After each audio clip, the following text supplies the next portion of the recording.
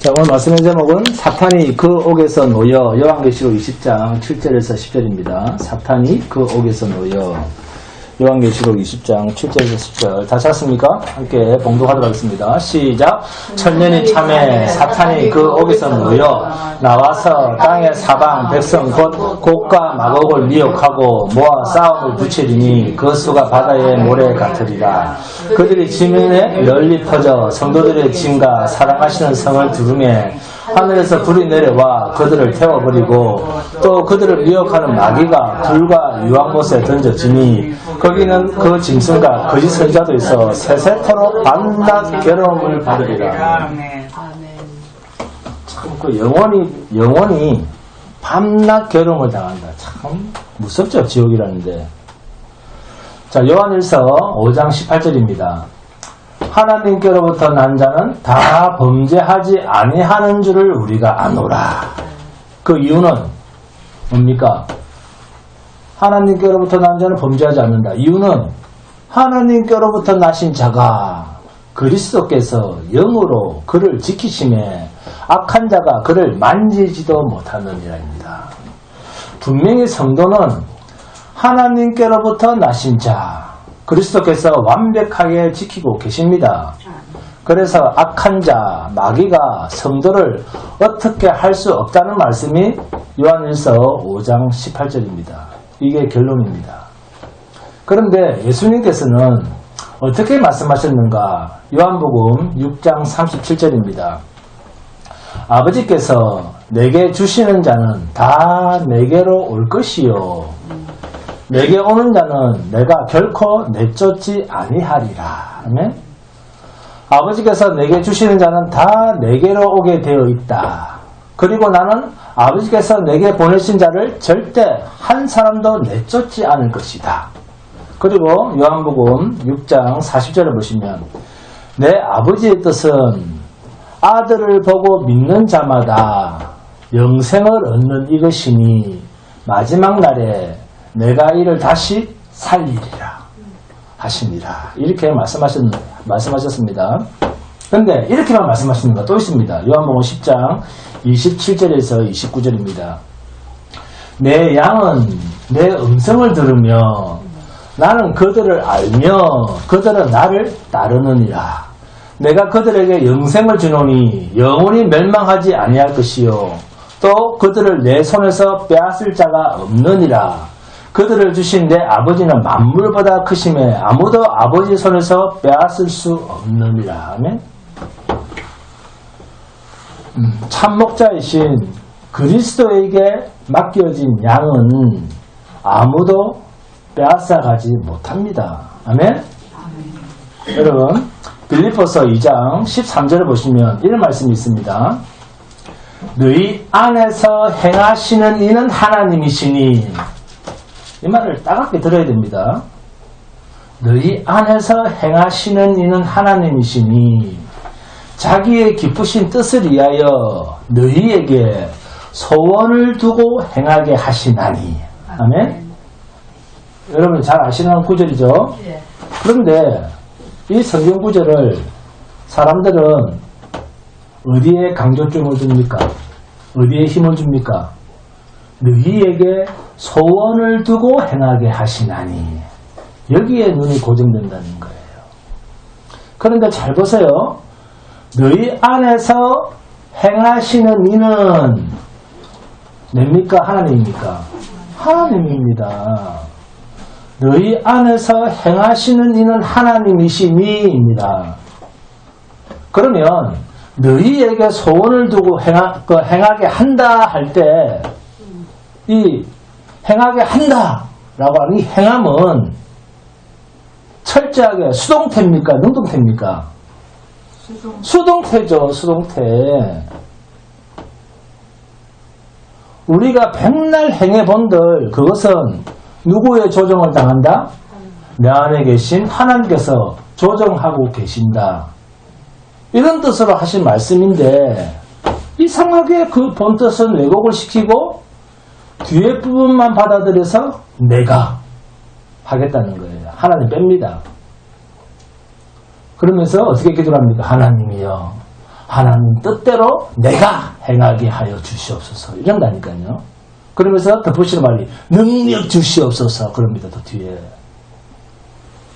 이런 사이비들이 많습니다.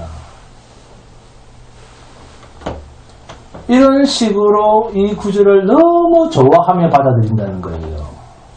이 빌립보서 2장 13절이 빌립보서 1장에서 무슨 말을 하면서 이어져 오는 말씀이냐 하면 빌립보서 1장 11절을 보시면 예수 그리스도로 말미암아입니다. 성도에게는 무엇이 가득해야 된다? 의의 열매가 가득하며 의의 열매가 가득하여. 그 이유는 왜 성도에게는 의의 열매가 가득합니까? 하나님의 영광과 찬송이 되기를 원하노라. 하나님의 영광과 찬송이 되기를 원하기 때문에 성도 안에는 의의 열매가 가득하다. 그리스도께서 우리에게 의의 열매를 가득하게 하시는 목적이 우리 좋아라고요? 아닙니다. 하나님의 영광과 찬송이 되게 하기 위해서입니다. 이 목적으로 출발을 해서 빌립보서 2장 13절을 보니까 너희 안에서 행하시는 이는 하나님이시니 하나님 당신님의 기쁘신 뜻을 위하여 우리로 하여금 소원을 두고 행하도록 하신다. 이 말씀입니다. 그러니까 우리로 하여금 무엇이 나타나진다 하는 것도 목적은 누구에게 있다? 하나님 자신에게 있다. 그 말씀입니다.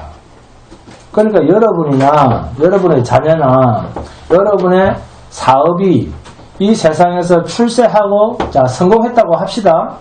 그렇다면 그것은 궁극적으로 누구의 영광과 누구의 자랑 때문에 성공하게 하셨다? 하나님 당신의 영광과 당신의 기쁨 때문에 그렇게 드러나게 하셨다는 거예요. 이 영광, 이 기쁨의 목적을 두고 우리를 이렇게 강력하게 사탄으로부터 지키고 계신다는 것입니다. 왜?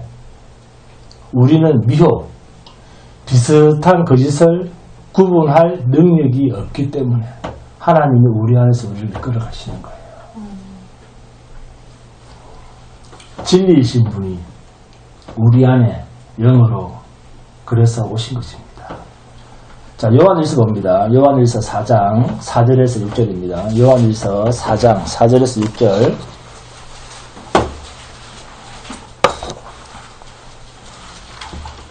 요한일서 4장 4절에서 6절입니다. 시작. 자녀들아 너희는 하나님께 속하였고 또 그들을 이기었나니 이는 너희 안에 계신 이가 세상에 있는 자보다 크심이라.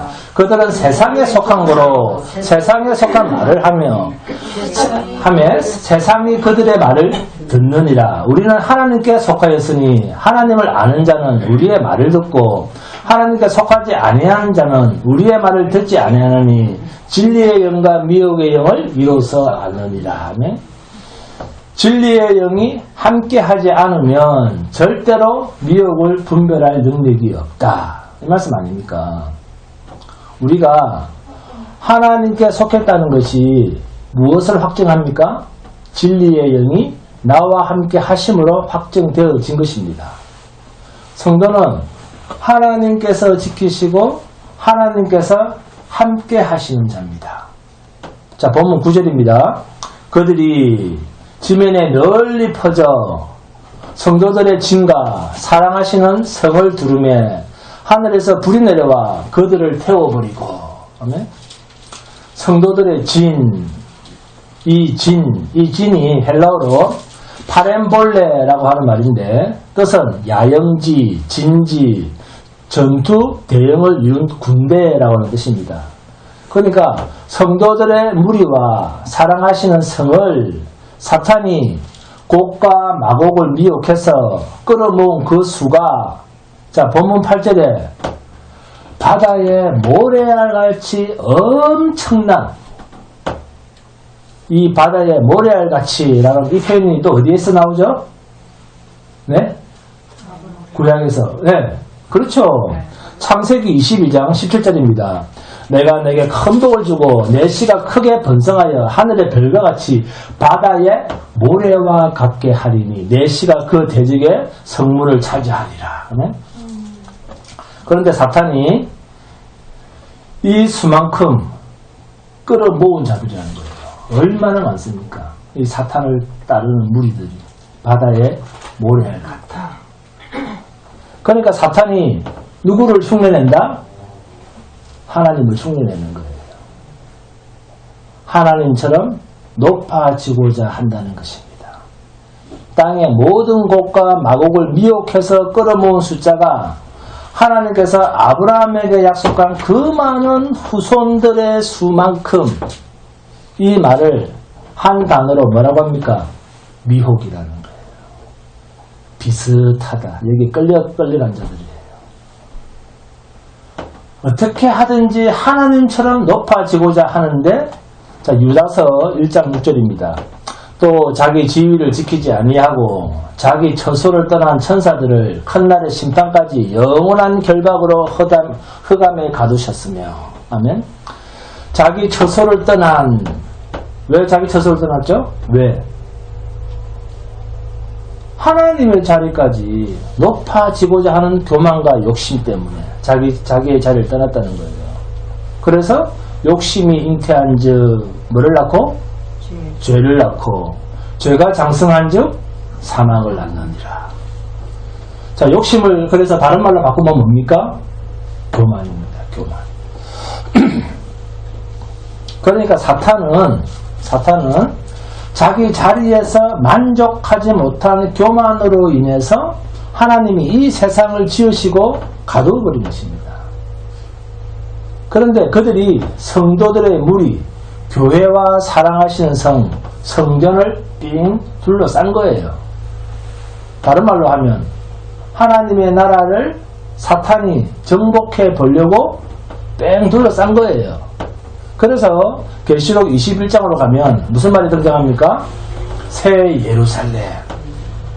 이게 사랑하시는 성에 대한 실체입니다. 이들이 성을 뺑 둘러쌀 때 하늘에서 불이 내려와 그들을 태워버리고, 이렇게 불로 곡과 마곡을, 어떻게 곡과 마곡을 소멸시켰죠? 본문 10절입니다. 또 그들을 미혹하는 마귀가 불과 유황못에 던져지니 거기는 그 짐승과 거짓 선자들도 있어 세세토록 밤낮 괴로움을 받으리라 하면, 결국 사탄의 최후의 종말은 하나님의 나라를 어떻게 하든지 자기 것으로 삼아보겠다라고 마음먹은 자들을 이것으로 그들의 마지막 교만, 그들의 마지막 욕심의 종지부를 유황불로 찍어버리는 거예요. 이것이 뭡니까? 성경에 기록되지 아니한 창세기 1장 1절 이전의 상태입니다. 창세전의 마귀의 생각이었다 그 말입니다. 사탄이 유황불에 던져지기 직전에 한 짓이 뭡니까? 하나님의 나라를 자기 것으로 삼으려고 했던 작당들이었잖아요. 이게 언제 가진 마귀의 생각이었다? 창세전에 하늘에서 쫓겨날 때 이것 때문에 쫓겨났다 그 말입니다. 본문 7절과 8절을 봅니다. 천년이 참에 사탄이 그 옥에서 놓여 나와서, 그러죠.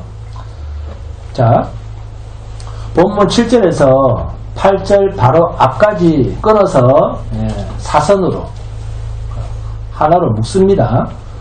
7절과 8절 따로 끊지 말고 7절 천년이 참에부터 8절 바로 앞에 나와서까지 그냥 그 한 문장처럼 묶어 놓으세요. 자, 이렇게 끊어서 보니까 어디에 있는 말을 풀어준 말이 됩니까? 계시록 20장 3절에 그 후에는 반드시 잠깐 노일이라라는 이 말을 풀어주는 말이 계시록 7절과 8절 앞에 나와서까지입니다. 사탄이 그 옥에서 놓여서 뭐하는데 본문 8절과 9절에 나와서 땅의 사방 백성 곧 곡과 마곡을 미혹하고 모아 싸움을 붙이리니 그 수가 바다의 모래 같으리라. 그들이 지면에 널리 펴져 성도들의 증가 사랑하시는 성을 두루매. 여기까지 하기 위해서 반드시 잠깐 놓이리라. 계시록 20장 3절을 구체적으로 풀어주는 말씀이 계시록 20장 7절에서 8절 9절에서 나타나고 있습니다. 그래서 여러분이 성경의 어떤 사건을 보실 때는 그 사건이 하나님의 사건인지 아니면 인간의 사건인지 아니면 사탄의 사건인지 구분해서 잘 보셔야 됩니다. 갈라디아서 4장 4절과 5절을 보시면 예수님이 오신 일을 4절에서 이렇게 표현합니다. 때가 참에 하나님이 그 아들을 보내사 여자에게서 나게 하시고 율법 아래에 나게 하신 것은 율법 아래에 있는 자들을 속량하시고 우리로 아들의 명분을 얻게 하려 하심이라. 아멘. 자, 때가 참에 그랬습니다. 우리가 흔히 끼는 말 많이 쓰죠. 자, 때가 참에라는 말이 시간입니까? 아니면 하나님의 어떤 약속의 경륜입니까? 하나님의 약속의 경륜입니다. 하나님은 언약에 따라서 일하시는 분입니다. 하나님은 약속에 따라서 일하신다는 의미로서 때가 참에입니다. 그래서 천년이라고 하는 것을 이 때와 엮어보면 인간의 시간으로서는 측정할 수가 없는 정확한 표현이 있습니다. 자, 그래서 성경 전체에서 전혀 나타나지 않는 계시록 20장 2절부터 7절까지 6번 매 절마다 나오는 천년, 이 천년, 이게 계시록 20장 7절에 천년이 참회라는 이야기를 가지고 예수님이 하신 말씀과 바울 사도를 통해서 하신 말씀을 비추어 보니까 이것은 시간의 개념이 아니구나. 하나님의 경륜 곧 언약에 근거한 하나님의 일하심이라는 것입니다. 자, 그러면 여러분 본문 7절을 봅니다. 본문 7절. 천년이 참에 사탄이 그 옥에서 놓여 그랬습니다. 자, 이 말씀을 어떻게 적용하면 좋겠습니까? 태초부터 마지막 심판 때까지입니다. 그러니까 하나님의 경륜, 영원성, 창조의 목적부터 사색을 해보면 주님은 세상을 창조하신 태초부터 마지막 심판 때까지, 그러니까 태초부터 심판을 하시고 재림을 하시는 것입니다. 누구를 심판했습니까? 마귀를 심판했잖아요. 마귀를 가둬버렸잖아요. 마귀를 심판하시고 창조하시고 그리고 마지막 때 이 세상을 불러 태울 때 주님 오시는 것입니다. 태초부터 이미 심판이 끝난 후에 재림하시는 것이에요. 하늘로부터 불이 내려온 후에 재림이 있습니다. 그러면 창세기와 요한계시록을 붙여서 한 권의 책으로 만들었다면 어떤 질문이 나와야 됩니까? 성경의 중간이 없고 창세기와 요한계시록 한 책으로 묶었다. 그러면 어떤 결론이 나와야 됩니까?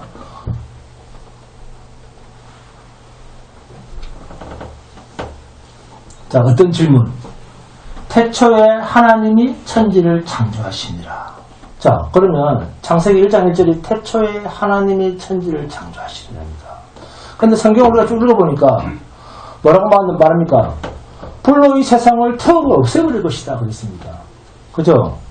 그러면 불로 없애버릴 이 세상을 왜 무엇 때문에 창조하셨지? 이런 질문이 나와야 되잖아요. 그죠? 이거 아닙니까? 그래서 성경 전체를 읽은 우리의 결론이 이제 이렇게 성경을 다 알게 되면 성경을 그다음부터 통으로 본다 이런 이야기를 해요. 목사들이 공부를 많이 한 목사들은 성경 전체를 다 아니까. 그래서 성경을 그 성경 통째를 66권의 머릿속에 있는 사람은 그 66권에 있는 그 머릿속에 있는 그 사색을 가지고 그다음부터 성경을 보는 거예요. 그래서 성경 전체를 읽은 우리의 결론이 그렇구나. 이 세상은 죄 때문에 심판을 당해야 되는구나. 이 결론이 보이면 창세기 1장 1절부터 인본주의로 성경을 보지 않게 됩니다. 뭐로 본다? 신본주의로 성경을 읽게 됩니다. 성경이 전혀 다르게 보이는 거예요. 결국 죄를 가두고 난 뒤에 비로소 하나님이 뭐 하셨다? 죄랑 함께 동거할 수 없었던 하나님이셨기 때문에 죄를 가두고 안식하시니라. 이게 되는 거예요. 베드로후서 3장 7절과 8절입니다. 이제 하늘과 땅은 그 동일한 말씀으로 불사르기 위하여 보호하신 바 되어 경건하지 아니한 사람들의 심판과 멸망의 날까지 보존하여 두신 것이라. 이 세상을 불사르기 위하여 보존해 두고 있다. 사랑하는 자들아, 주께는 하루가 천년 같고 천년이 하루 같다는 이 한 가지를 잊지 말라 그러잖아요. 그러니까 하나님은 죄를 없애시기 위해서 하나밖에 없는 당신의 아들을 죄값으로 십자가에 내어주시는 이 일이 하나님께서는 너무너무 기쁘셨던 거예요. 시편 102편 26절입니다. 천지는 없어지려니와 주는 영존하시겠고 그것들은 다 옷같이 낡으리니 의복같이 바꾸시면 바꾸려니와 천지는 없어지려니와 이 세상은 반드시 없어지려니와 이 세상은 반드시 의복, 옷처럼 낡아지고 있다. 이사야서 51장 6절입니다. 너희는 하늘로 눈을 들어 너희는 하늘로 눈을 들며 그 아래의 땅을 살피라. 하늘이 연기같이 사라지고 땅이 옷같이 헤어지며 거기에 사는 자들이 하루살이같이 죽으려니와 나의 구원은 영원히 있고 나의 공의는 폐하여지지 아니하리라. 이 천지, 이 세상 모든 만물이 반드시 없어지게 되어 있고 하나님의 심판의 불로 다 살라지게 되어 있다. 이렇게 구약부터 이미 말씀하고 있지 않습니까? 세례 요한도 그렇습니다. 세례 요한이 이 땅에 와서 하신 말씀을 보세요. 추수 이야기를 하면서 뭐라고 합니까? 성령의 불로 뭐한다? 다 살라버린다. 복음서 시작부터가 전부 세상은 없애버린다 하는 것이 세례 요한의 이야기고 예수님의 이야기입니다. 그런데 무슨 기도를 한다고요? 이 땅에 그리스도의 계제력이 무슨 구약에서도 선지자를 통해서 하신 말씀이 심판의 불이라고 계속 이야기를 했습니다. 그래서 여기서 여러분들이 알아야 할 것은 인간의 타락 때문에 이 세상이 불심판에 처해질 수밖에 없다. 이런 소리는 절대로 하시면 안 됩니다. 그러면 왜, 무엇 때문에 하나님은 창조하신 이 세상을 불로 태우실까요? 이 세상은 창세 전 이미 먼저 죄를 가둔 곳이기 때문입니다. 그래서 성도일지라도 이 세상에서 취해진 육신은 반드시 죽음으로 가야 되는 거예요. 계시록 20장 6절에서 우리는 어디에 참여한 자? 첫째 부활에 참여한 자들. 부활이라는 말을 쓰고 있지 않습니까? 부활은 죽었다가 살아나는 것입니다. 그런데 성경이 말하는 부활은 썩어질 죄 때문인 육은 죽고 죄와 상관이 없는 영원한 몸을 입는 것을 부활이라고 합니다.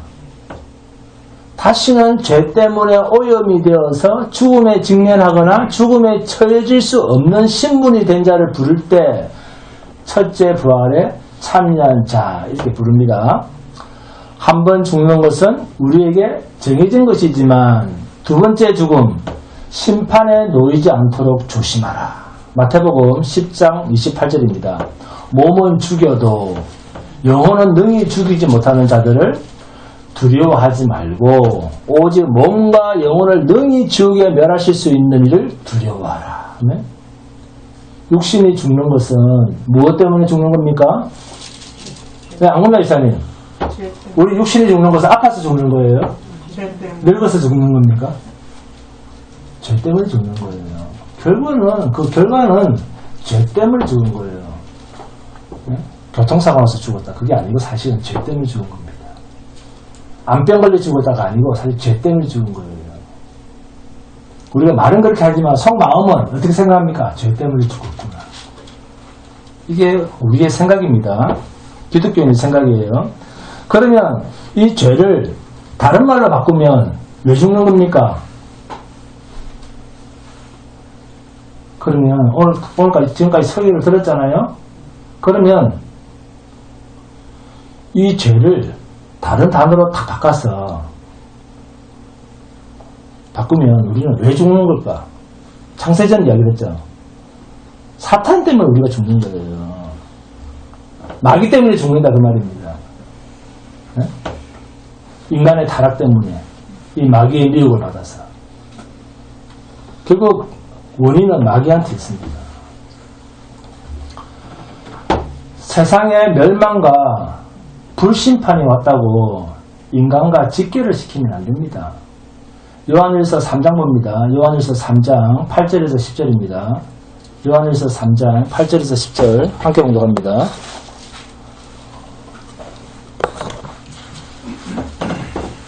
요한일서 3장 8절에서 10절 요한일서 3장 8절에서 10절 시작. 죄를 짓는 자는 누구요? 결국엔 마귀 아닙니까? 마귀. 응? 죄를 가지고 들어온 자 마귀. 죄를 짓는 자는 마귀에게 속하나니 마귀는 언제부터? 창세 후부터? 아닙니다. 처음부터 범죄합니다. 하나님의 아들이 나타나신 것은 마귀의 일을 멸하려 하십니다. 하나님께로부터 난 자마다 죄를 짓지 아니하나니 이는 하나님의 씨가 그의 속에 거함이요 그도 범죄하지 못하는 것은 하나님께로부터 났습니다. 성도는 하나님께로부터 난 자입니다. 이러므로 하나님의 자녀들과 마귀의 자녀들이 드러나나니 무릇 의를 행하지. 하나님께서 이 땅에 오신 이유가 인간을 구원하시기 위해서 자기 백성을 구원하기 위해서 이 말이 틀렸다는 말이 아니라 우선순위가 하나님의 자녀들을 괴롭히는 이들을 멸절시키기 위해서 이게 첫 번째 목적입니다. 아시겠습니까? 이 마귀가 요한일서 3장 8절에 처음부터입니다. 처음부터. 이 처음이라는 말이 굉장히 중요합니다. 인간은 여기에 끼어들 자리가 없습니다. 왜? 우리는 처음부터 그렇게 처음부터 우리는 있었던 존재가 아니었기 때문에. 히브리서 2장 14절에서 16절에도 똑같은 말씀이 있습니다. 히브리서 2장 14절 16절을 봅니다. 히브리서 2장 14절 16절 함께 공독합니다. 히브리서 2장 14절에서 16절 시작. 자녀들은 혈과 육에 속하였으며 그도 또한 같은 모양으로 혈과 육을 지니심은 죽음을 통하여 죽음의 세력을 잡은 자 곧 마귀를 멸하시며 이 마귀를 없애지 않고는 당신의 백성을 마귀로부터 끄집어낼 방법이 없는 거예요. 주님이 이 땅에 오신 첫 번째 목적이 마귀를 멸하시는 것입니다.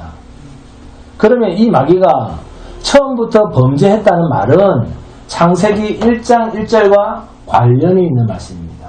태초에 하나님이 천지를 창조하시니라. 이 세상은 흑암에 가득 차고 하잖아요. 히브리서 2장 15절 16절입니다. 또 죽기를 무서워함으로 한평생 매여 종로로 타는 모든 자들을 놓아주려 하심이니 이는 확실히 천사들을 붙들어 주려 하심이 아니요 오직 아브라함의 자손을 붙들어 주려 하심이라면 창세전 하나님의 선택을 받은 택자와 버릴 자 유기자는 정해져 있다. 이게 성경에 계속된 이야기입니다. 귀있을 그릇과 천있을 그릇. 애국의 바로왕은 강팍게 했고 모세는 내가 사랑했다. 내가 야곱은 사랑하기로 했고. 그런데 우리 인간의 눈으로 볼 때는 누가 더 죄인입니까? 속이는 자 야곱 아닙니까? 근데 하나님은 내가 야곱을 사랑하기로 했는데 왜? 이럽니다. 우리 인간의 눈이랑은 전혀 다른 거예요. 내가 야곱은 사랑하기로 했고 에서는 미워하기로 했다. 우리가 보기에는 황당하죠. 뭐 저런 하나님이 될 수 있어. 우리가 보기에는. 이게 창세전 하나님의 작정입니다. 작정.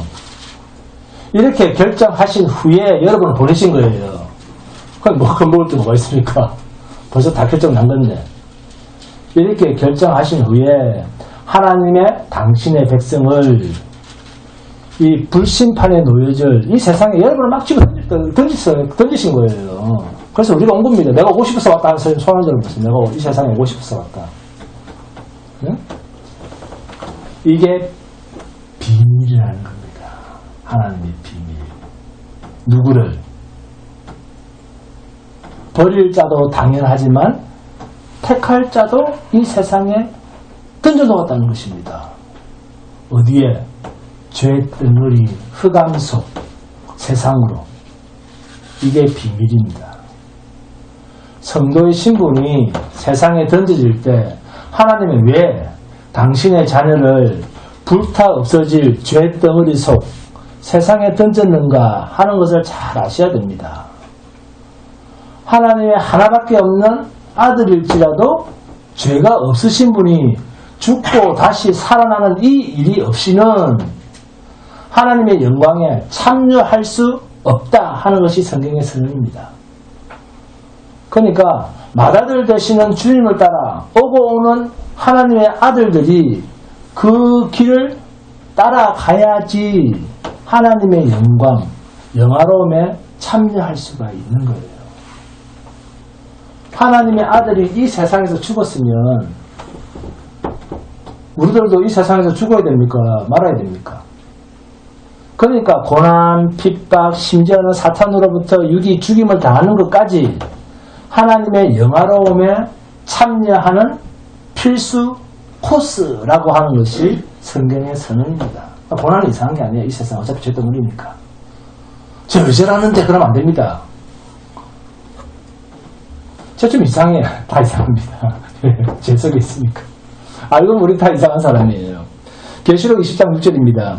이 첫째 부활을 참여하는 자들은 복이 있고 거룩하도다. 둘째 사망에 그들을 다스리는 권세가 없고 도리어 그들이 하나님과 그리스도의 제사장이 되어 천년 동안 그리스도와 더불어 왕노릇하리라 하네.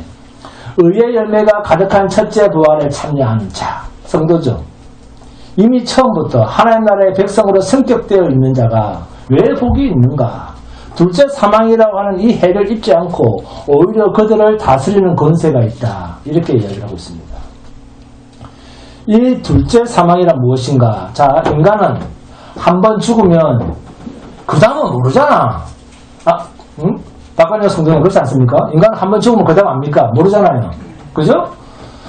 사람들은 이렇게 말을 합니다. 죽으면 모르지. 그럽니다. 그것 때문에 난 안 믿어 그러죠. 그런데 히브리서 9장 27절입니다. 성경은 이렇게 말을 해요. 한 번 죽는 것은 사람에게 정해진 것이요. 그 후에는 뭐가 있다? 심판이 있느니라. 자, 이 심판에 자신 있으신 분. 우리 박관영 성 자신 있습니까?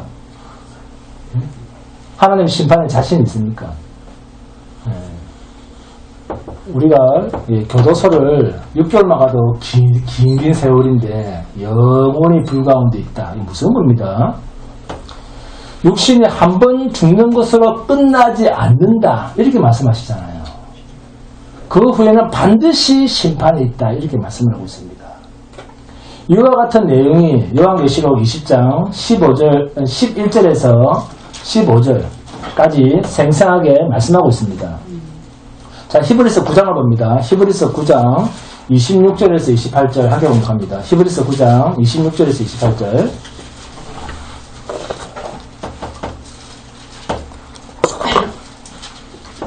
원래 교회는 이 죄 설교, 지옥 설교 많이 해야 됩니다. 죄 설교, 지옥 설교 많이 하고. 근데 많이 하고 성도들이 모인다, 안 모인다?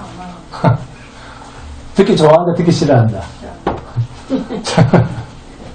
그럼 전도가 또 안 돼요, 그러면.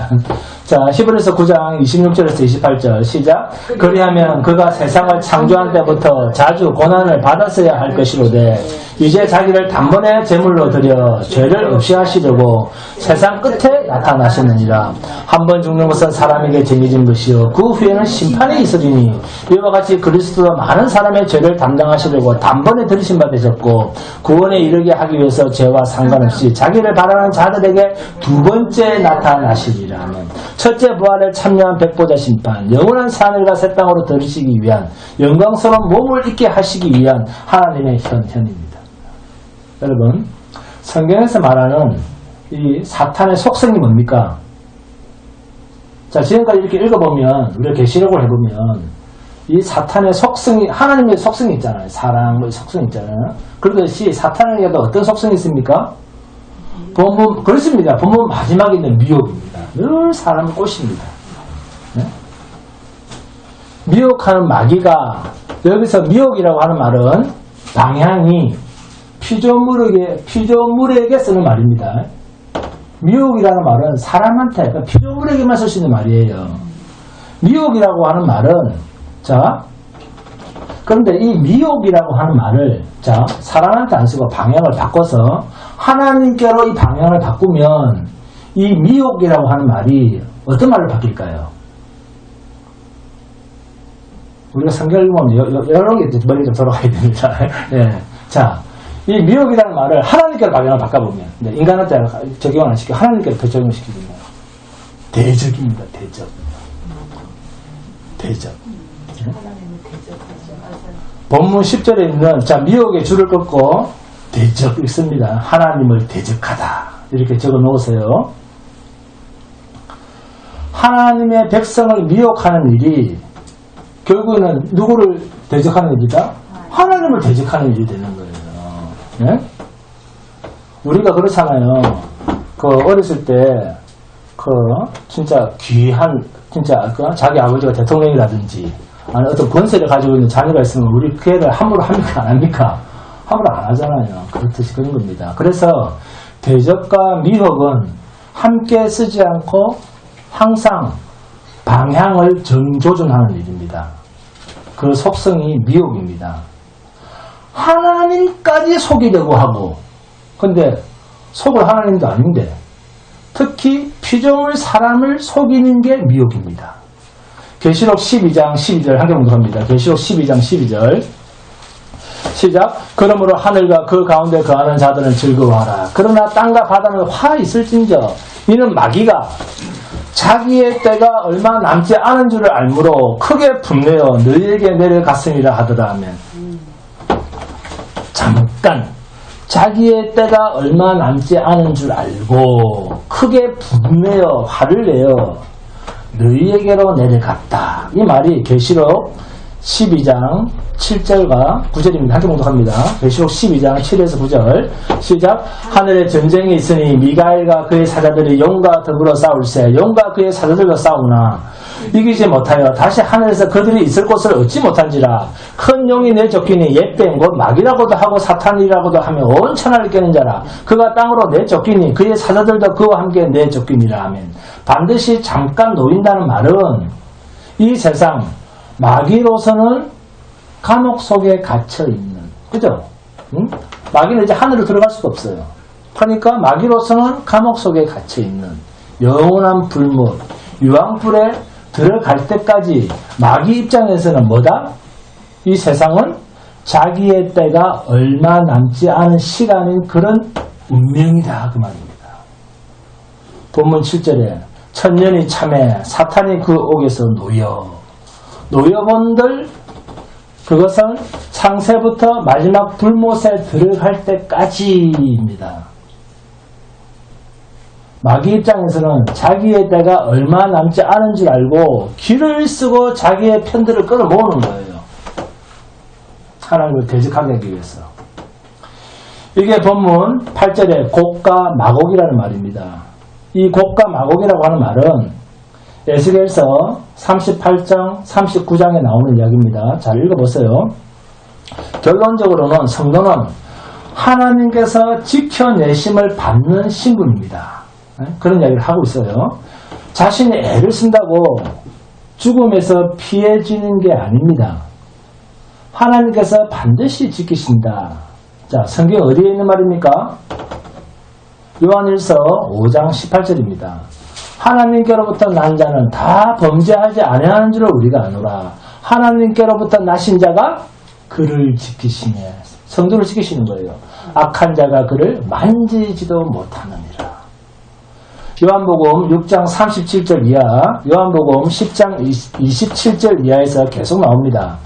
마태복음 24장, 25장도 요한계시록과 관련해서 예수님께서 직접 하신 말씀입니다. 제자들이 예수님께 물었습니다. 주여, 언제 주님이 오십니까?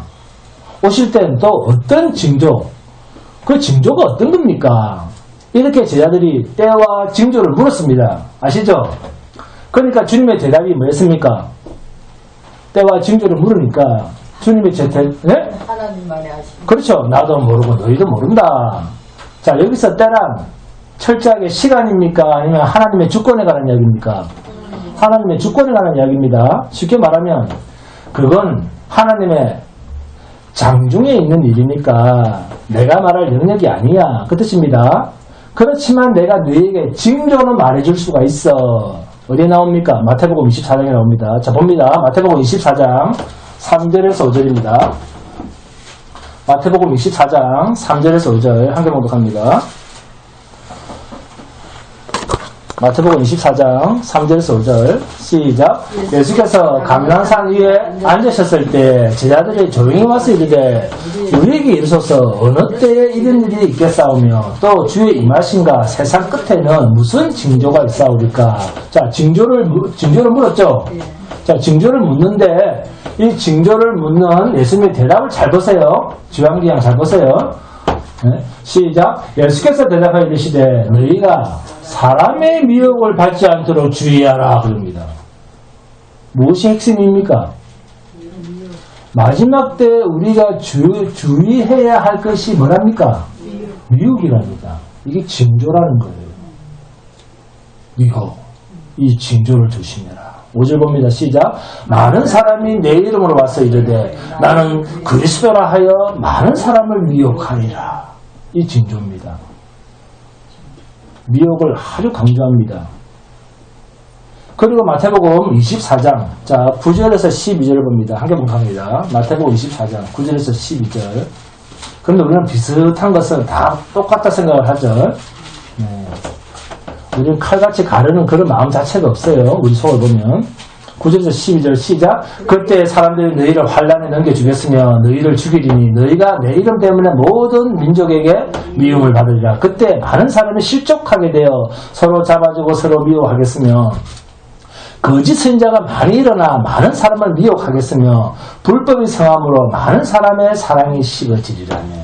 마지막 때의 징조. 자, 지금은 마지막 때입니까? 마지막 때가 아닙니까? 주님이 오실 때가 벌써 2000년 전에 마지막 때라고 그랬습니다. 이 마지막 때의 징조로, 자, 주님이 직접 하신 말씀이죠. 미혹을 말했습니다. 미혹을 말하면서 따라오는 것이 뭡니까? 성도의 환란입니다. 지금 저는 성도들이 말씀의 환란을 당하고 있다고 생각해요. 무엇이 진리인지도 모르고 다니는 거예요. 교회를 막. 그러면서 다 예수 믿는다 그러는 거예요. 이게 환란입니다. 마지막 때의 징조가 미혹과 성도에게는 감당할 수 없는 환란이랍니다. 이게 진리에 대한 환란이에요. 그럼 이 환란이 뭐냐? 자, 마태복음 24장 12절입니다. 마태복음 24장 12절 보시면 불법이랍니다. 이 환란이. 불법. 이 불법. 자, 어디로 가면 정확하게 알 수가 있죠? 확인할 수 있습니까? 마태복음 7장에서 거짓 선지자를 삼가라. 그럼 불법을 이야기하잖아요. 아멘? 마태복음 24장 9절에서 31절입니다. 그날 환란 후에 즉시 해가 어두워지며 달이 빛을 내지 아니하며 별들이 하늘에서 떨어지며 하늘의 권능들이 흔들리리라. 그때 인자의 징조가 하늘에서 보이겠고 그때 땅의 모든 족속들이 통곡하며 그들이 인자가 구름을 타고 능력과 큰 영광으로 오는 것을 보리라. 그가 큰 나팔 소리와 함께 천사들을 보내리니 그들이 그의 택하신 자들을 하늘 이 끝에서 저 끝까지 사방에서 모으리라. 환란과 미혹은 분명히 있는데 주님은 이 환란 이후에 오셔서 이 세상 이 끝에서 저 끝까지 당신의 백성을 불러 모으신다 이렇게 말씀하시잖아요. 그러니까 곡과 마곡이 어디 있습니까? 그렇게 묻지 말라는 겁니다. 그건 남유다가 포로가 되어서 망하기 직전에 오는 그런 모습은 지금 이 세상이 망하기 직전에 있는 마치 우리가 포로가 된 것처럼, 유다 백성이 포로가 된 것처럼, 우리도 포로가 된 것처럼 보이는데 본문을 보니까 하늘에서 불이 내려 완전히 태워버리시는 거예요. 그리고 마귀는 불못으로 집어 던지니까 그곳에는 이미 계시록 19장 19절에서 21절에 나오는 거짓 선지자와 짐승들, 바다에서 올라온 적그리스도, 땅에서 올라온 거짓 선지자, 이것들이 있던 불못으로 마지막으로 사탄, 마귀, 귀신들이 들어갑니다. 그리고 마지막 둘째 사망에 처할 이 땅에서 미혹된 모든 자들, 우상에게 경배하던 자들, 이들이 불못으로 다 들어가 버리는 거예요. 그러면서 이 세상은 문을 닫습니다. 여러분, 본문 8절에 곡과 마곡이라고 하는 뜻은 하나님을 대적하는 모든 무리들, 이렇게 생각하시면 됩니다. 유다를 공격하고 대적했던 세상의 힘을 자랑하던 비슷한 것을 가지고 성도를 미혹하던 세력들, 이런 뜻입니다. 그러니까 이들은 주로 무슨 말을 합니까? 우리한테? 아니, 예수 믿으면 좀 잘 살아야 되잖아. 예수 믿으면 잘 돼야 되잖아.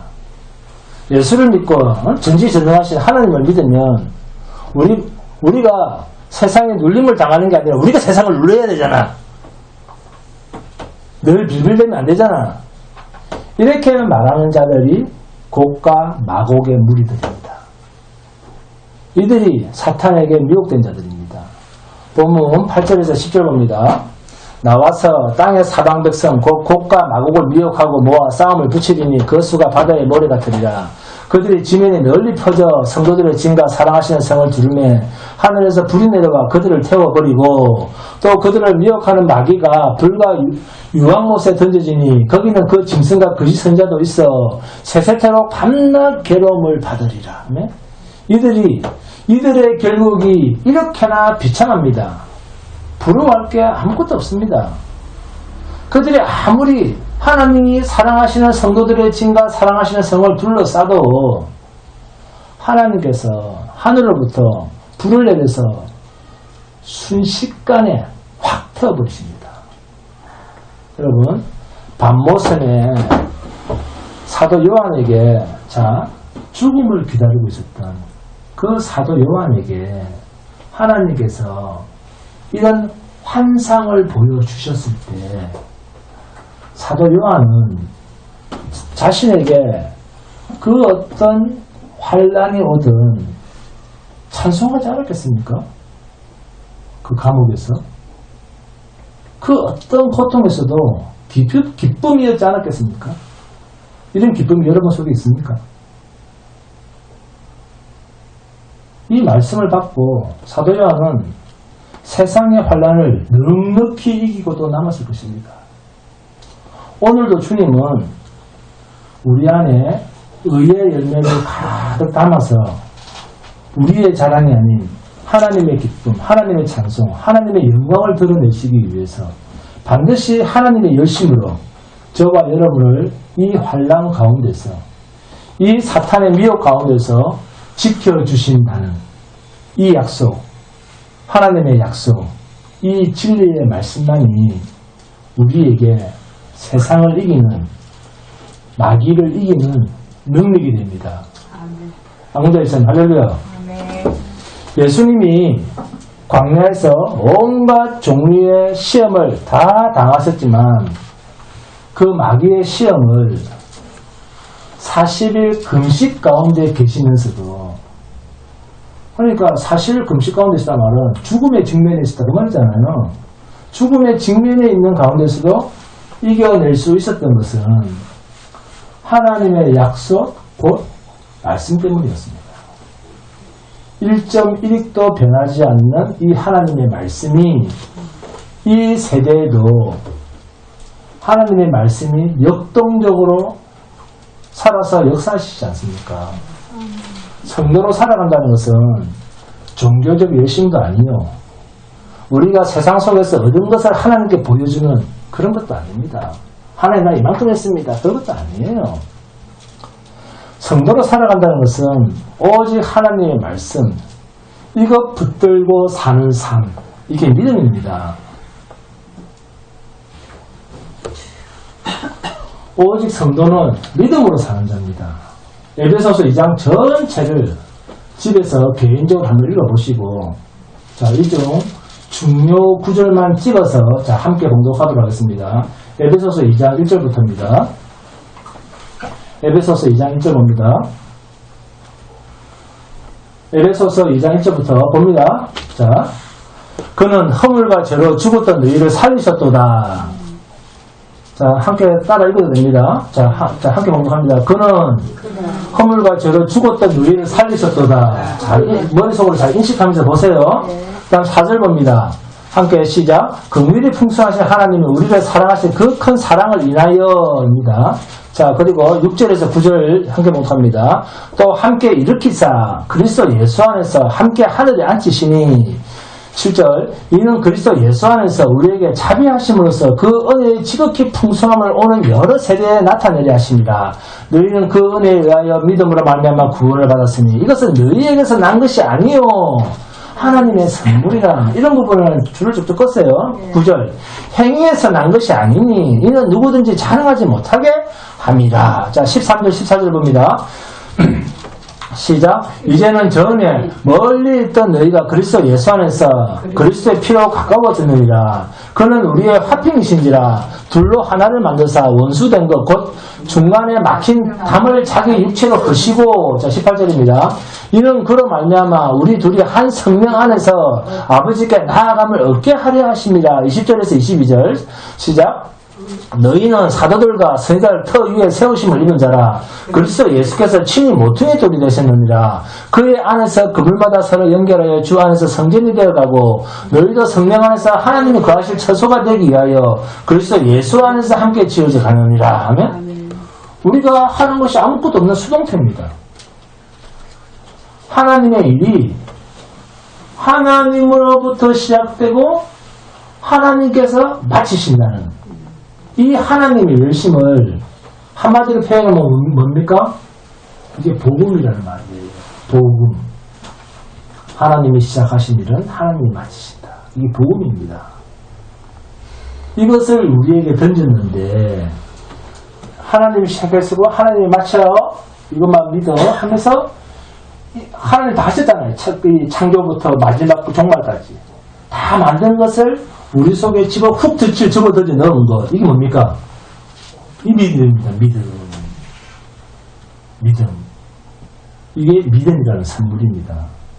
이것 외에는 자랑할 선물이 없습니다. 하나님이 주신 이 선물을 붙들고 여러분의 환난 가운데서도 이 미혹 가운데서 세상 것이 아닌 이 믿음, 하나님이 주신 복음, 이 믿음만 자랑하면서 이 마지막 때를 지나가는 행인 같은 성도가 되시기를 주님의 이름으로 축원드립니다. 여러분 찬송합니다. 찬송가 54장입니다.